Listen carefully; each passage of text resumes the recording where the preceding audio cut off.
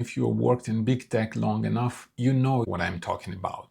There is a moment when you are sitting in a meeting, surrounded by smart people, working on something millions of people will use, and you feel absolutely nothing.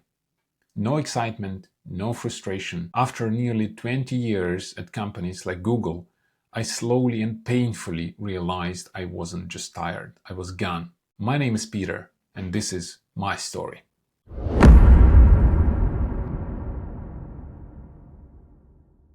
Part 1. Why big tech was everything to me.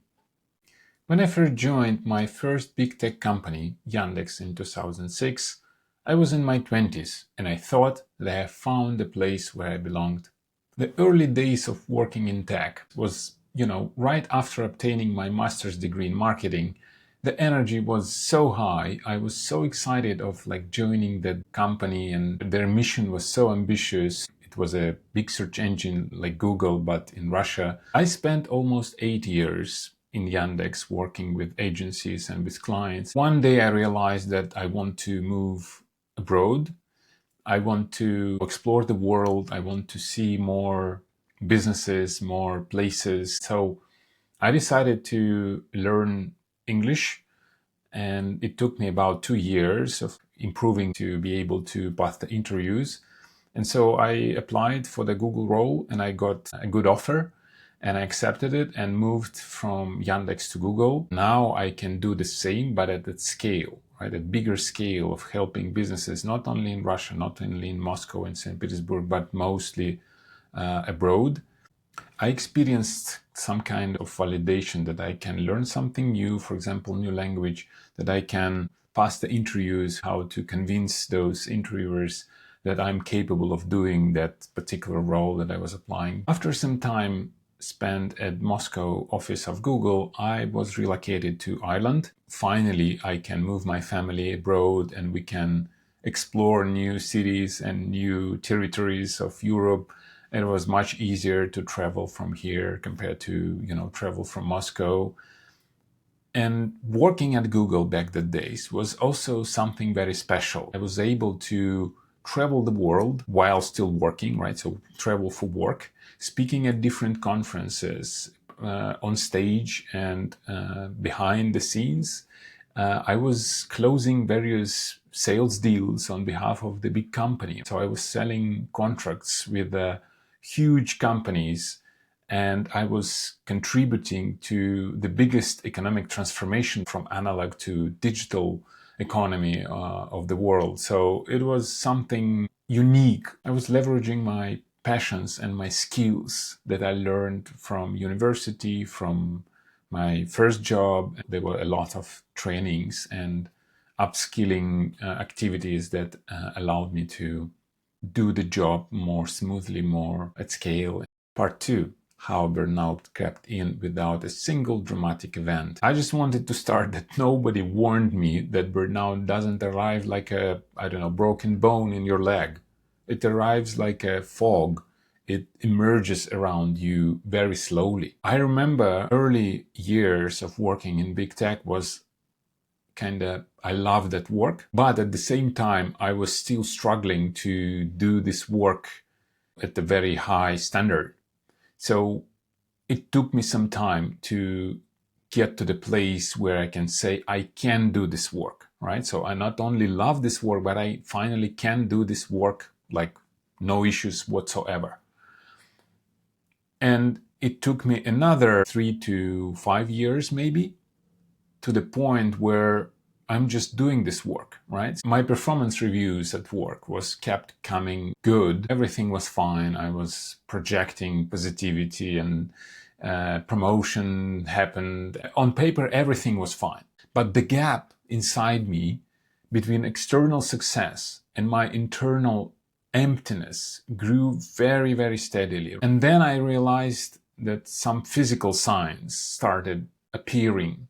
Issues with my night sleep. I was waking up during the night for some strange reasons, and I started thinking about work.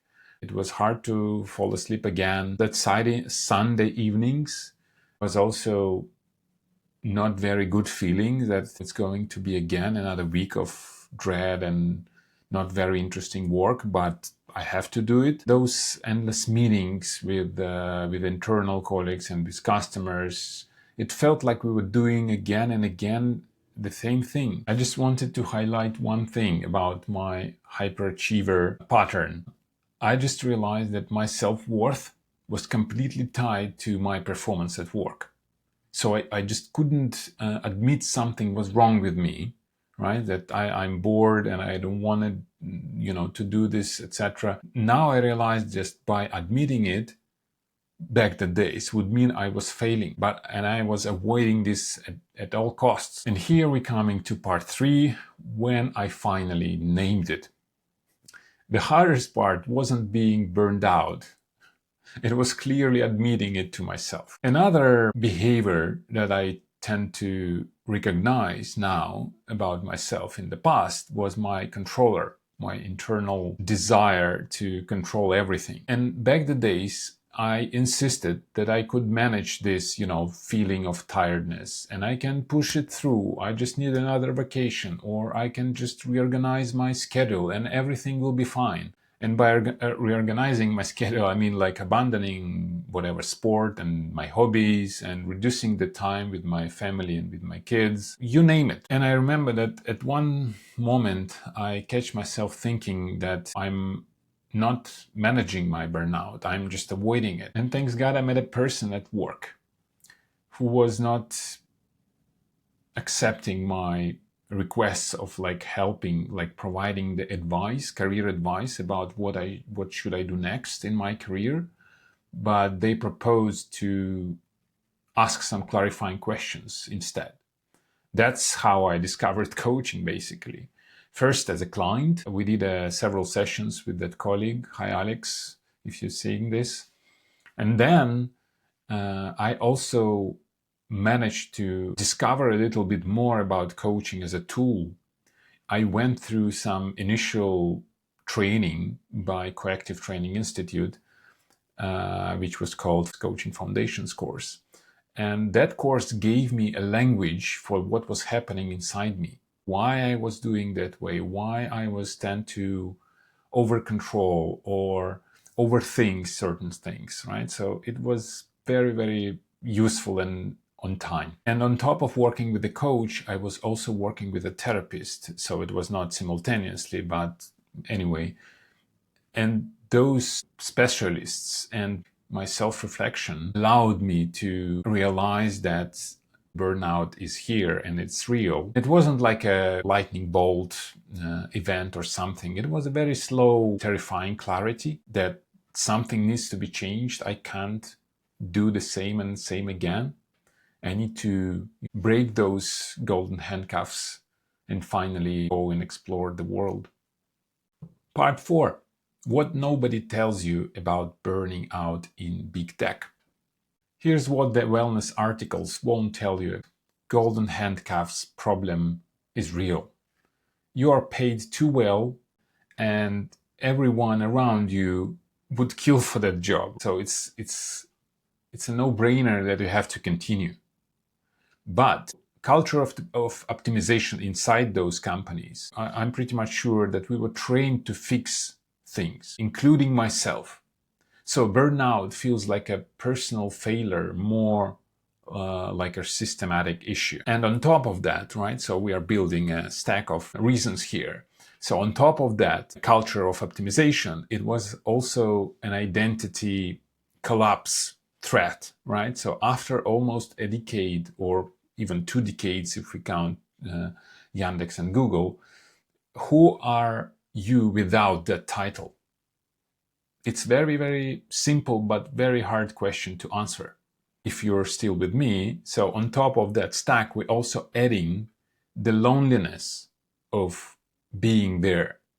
Your partner or your wife sees your salary and doesn't understand why you think it's not worth continue doing this. And your friends think you're ungrateful once you start complaining about your work at Google. And your manager also sees your output and thinks you're fine, right? Because you're delivering. That stack of, bricks doesn't make this decision easy.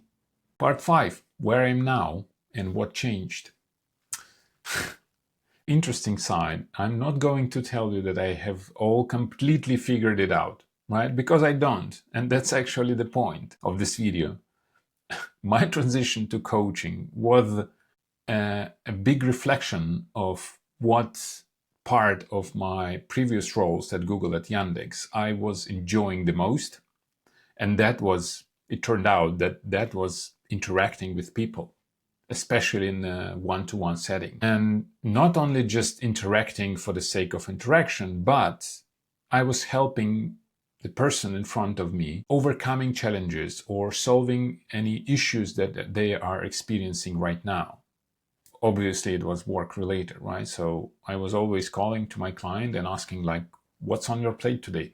How can I help you to be a better employee in the eyes of your manager? And that was the cornerstone of my work. And realizing this, I was like, okay, if I want to keep only the best part of my previous roles, what would it be? And that was my interactions, conversations with real humans in front of me. And so helping others became much more meaningful for me than any corporate OKR at all. On top of that, I was able to catch up on reading very smart and interesting books. I didn't have time to read them while I was working at Google. On top of it, I also did some very, very deep and extensive training in coaching with Coactive Training Institute. I also did some training on positive intelligence. It all allowed me and discover new frameworks that totally made sense of my own experience, right? So why I was struggling, how I, appeared there, and what should I do next in order to save me, my family, everything.